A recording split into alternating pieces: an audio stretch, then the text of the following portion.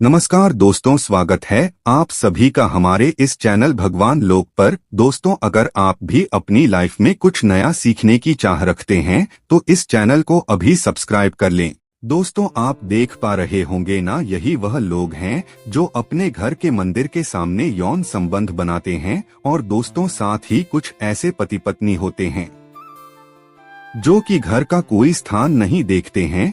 जब मन करे जब पति के साथ संबंध बनाना शुरू कर देती है। आज भी दोस्तों घर परिवार में ऐसे ऐसे पति पत्नी रहते हैं जो कि ना तो समय देखते हैं और ना ही किस स्थान पर हम यौन संबंध बना रहे हैं, कुछ भी नहीं देखते हैं, सीधा शुरू हो जाते हैं। और दोस्तों, जो इस तरह की हरकत करता है उसका घर पूरा परिवार बर्बाद हो जाता है। और दोस्तों, वीडियो को छोड़ने से पहले घर में जो अपने मंदिर बनाकर रखा है ना, उसमें से यह चीज बिल्कुल हटा देना। इसलिए ध्यान पूर्वक देखना हम क्या बताने जा रहे हैं आपको आज। दोस्तों, अगर आपके घर में मंदिर है और आप भगवान की पूजा करते हैं तो आज यह वीडियो अपने मंदिर के लिए, अपने भगवान के लिए जरूर देख लेना। गलती से भी इस वीडियो को छोड़ मत देना, नहीं तो आपका घर पूरा बर्बाद हो जाएगा। वीडियो को हल्के में लेने की भूल बिल्कुल भी ना करें, नहीं तो घर में ऐसी गरीबी आएगी कि आपको खाने के दाने नसीब नहीं होंगे। दोस्तों, आज नहीं तो कल, कल नहीं तो परसों, एक न एक दिन तो यह वीडियो आपको जरूर ही देखनी पड़ेगी। तो हो सके तो बर्बाद होने से पहले ही इस वीडियो को देख लेना, घर परिवार बर्बाद होने से पहले ही बच जाएगा। दोस्तों, आज भी भारत में ऐसे ऐसे कई लोग रह रहे हैं जिन्होंने अभी तक घर के मंदिर में से यह 3 चीजें हटाई नहीं हैं। और कुछ ऐसे भी लोग हैं जो घर का मंदिर को अपने बेडरूम में ही बना रखा है। ऐसे में दोस्तों, कई पति पत्नी ऐसे हैं कि बेडरूम में ही, अपने घर का मंदिर और बेडरूम में ही एक साथ पति पत्नी सोते हैं। दोस्तों, कहने का मतलब यह है कि जिस कमरे में पति पत्नी एक साथ रहते हैं, एक साथ सोते हैं, एक साथ खाते हैं और दोस्तों एक साथ रात में संबंध बनाते हैं। और दोस्तों, जरा सोच कर देखिए, आपके बेडरूम में भगवान जी का मंदिर है और आप भगवान जी के मंदिर के सामने ही यौन संबंध बनाना शुरू कर देते हो। और भगवान जी के मंदिर के सामने इस तरह की हरकत करना बहुत गलत है। हम हाथ जोड़कर आपसे बोल रहे हैं कि कभी भी अपने बेडरूम में हो सके तो मंदिर नहीं बनाएं। हम दोस्तों ऐसे नहीं बोल रहे हैं कि पति पत्नी को यौन संबंध नहीं बनना चाहिए, बल्कि हम आपसे यह बोल रहे हैं कि पति पत्नी को यौन संबंध बनाना चाहिए, परंतु घर के मंदिर अलग होना चाहिए बेडरूम से। दोस्तों, भारत में शायद ही कोई ऐसा घर होगा जिसमें पूजा घर नहीं होगा। और पूजा घर वह स्थान होता है जहां से घर में सकारात्मक ऊर्जा का संचार होता है। इसलिए आपका पूजा घर वास्तु के हिसाब से ऐसा होना चाहिए जो आपके घर में सकारात्मक ऊर्जा का संचार बेहतर तरीके से कर पाए।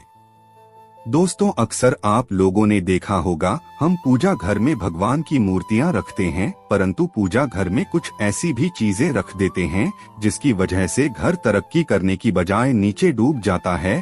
दोस्तों, अक्सर लोगों को गलतफहमी हो जाती है। कुछ लोग होते हैं ऐसे जो वास्तु शास्त्र को हल्के में लेते हैं और घर में रखी चीजों को जहां पर रखना चाहिए वहां पर नहीं रख पाते हैं। दोस्तों, पूजा घर में 3 चीजों का रखना होता है। अशुभ धन का हो जाता है नाश, मां लक्ष्मी ऐसे घर का कर देती है त्याग। इसी के साथ इस वीडियो में हम जानेंगे उन 3 विशेष चीजों के बारे में जिनका पूजा घर में होना है बेहद आवश्यक। अगर घर में सुख, समृद्धि व धन की कामना करते हैं तो ये 3 चीजें पूजा घर में होनी जरूरी है।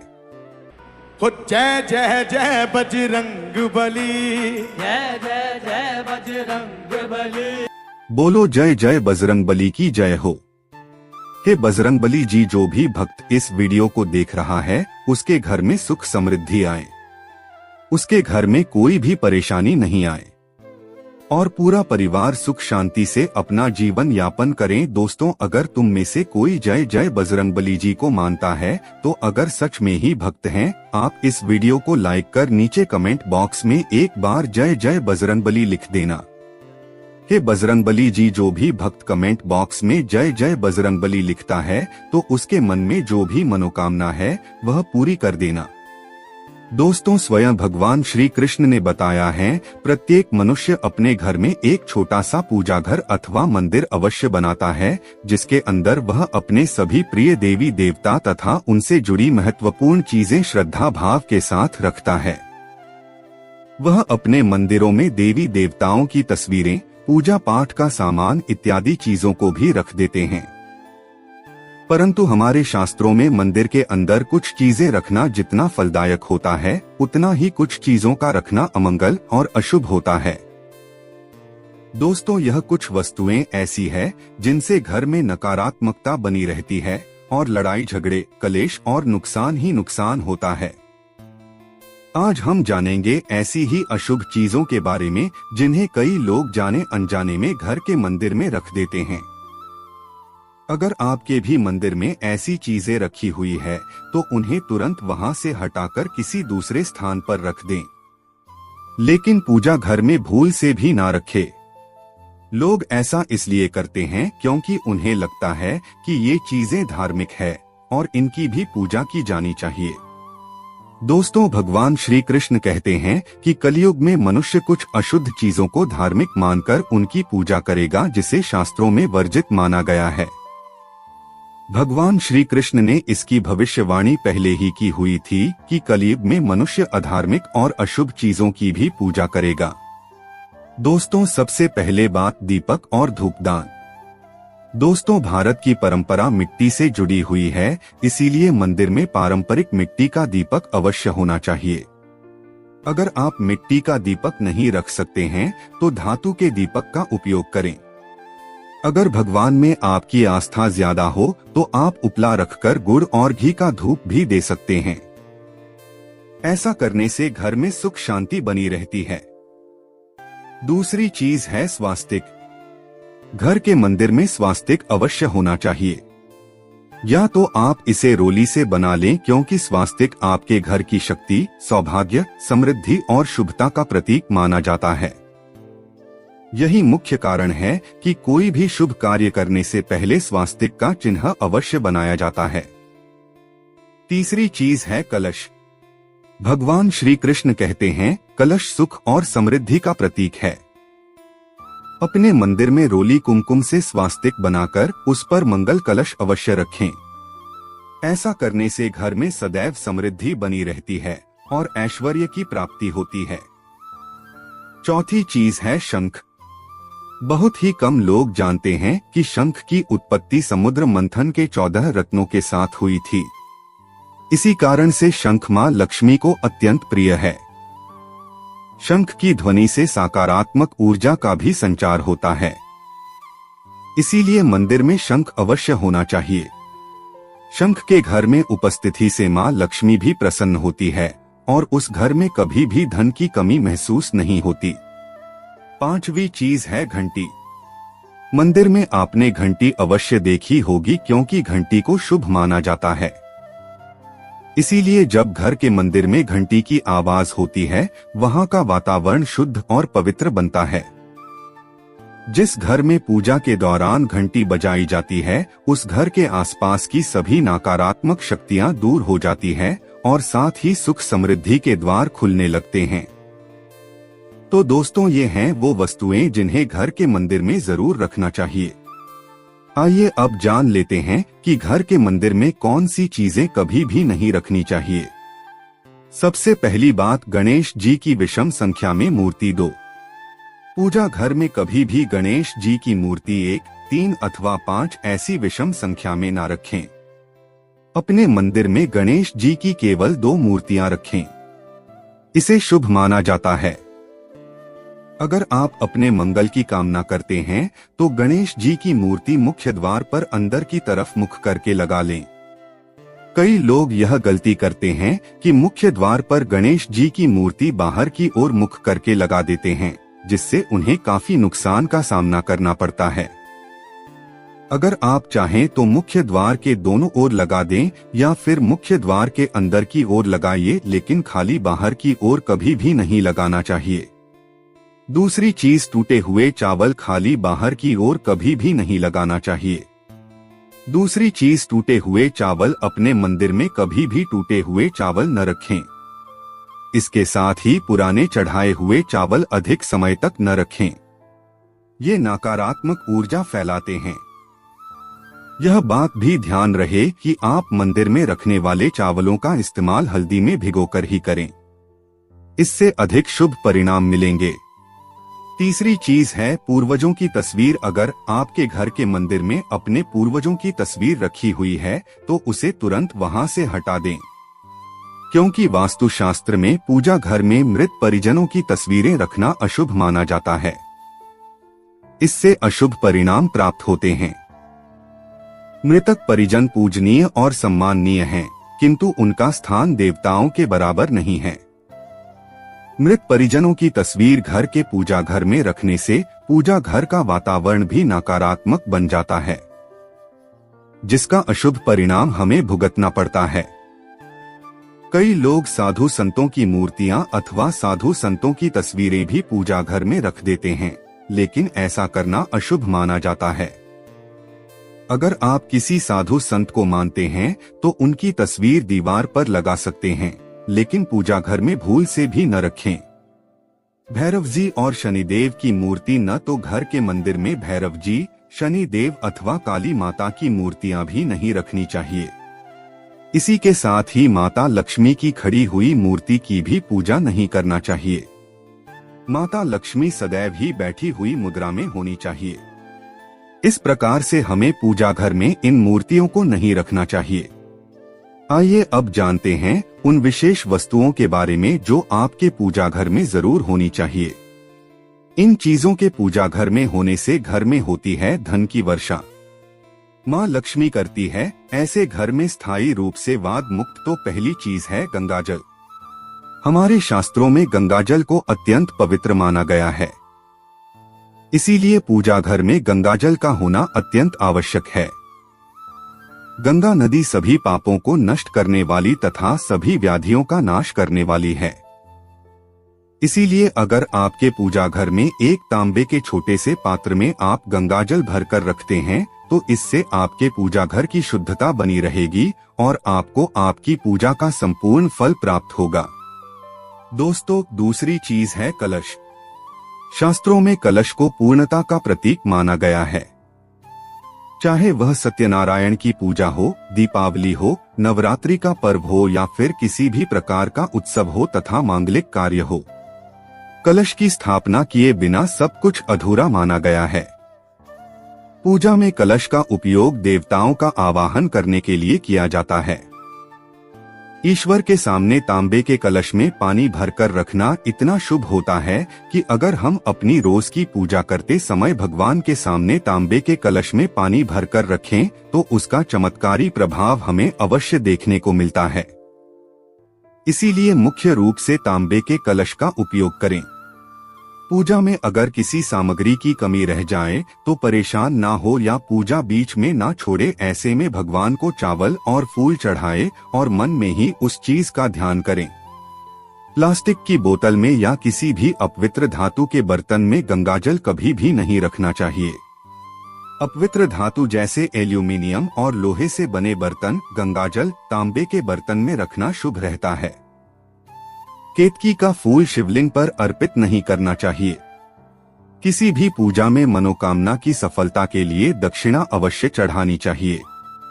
माँ लक्ष्मी को विशेष रूप से कमल का फूल अर्पित किया जाना चाहिए और अगर आप यह शुक्रवार के दिन करते हैं तो कई गुना लाभ मिलता है।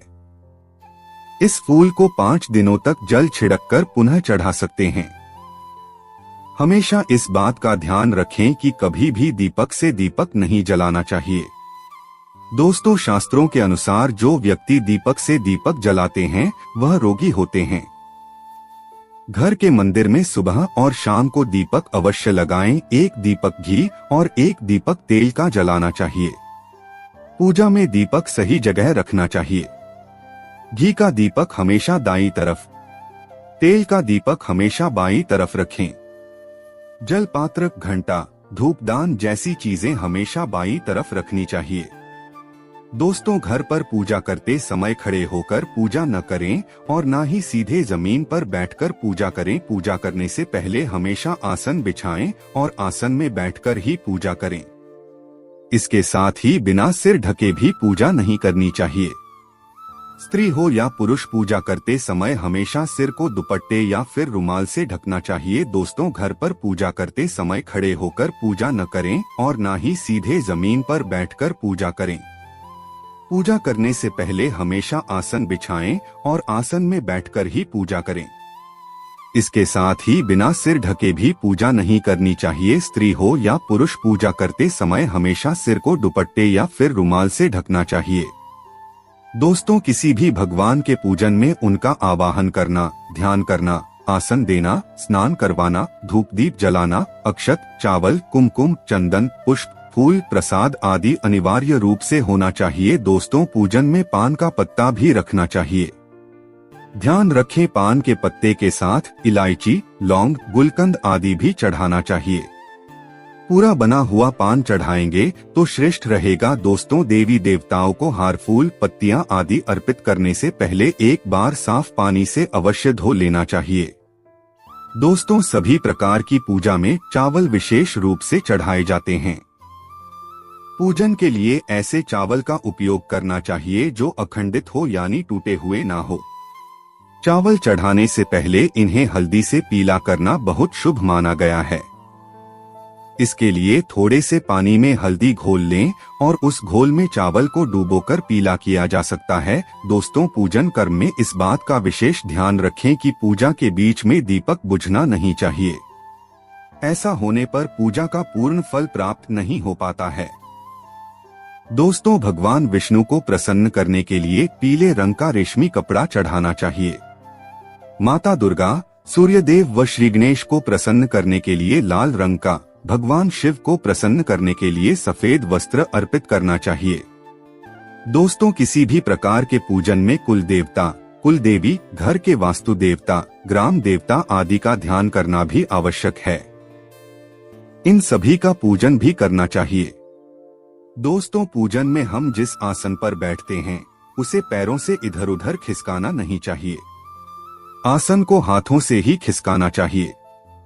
दोस्तों, यदि आप प्रतिदिन घी का एक दीपक भी घर में जलाएंगे तो घर के कई वास्तु दोष भी दूर हो जाएंगे। दोस्तों, सूर्य, गणेश, दुर्गा, शिव और विष्णु ये पंचदेव कहलाते हैं।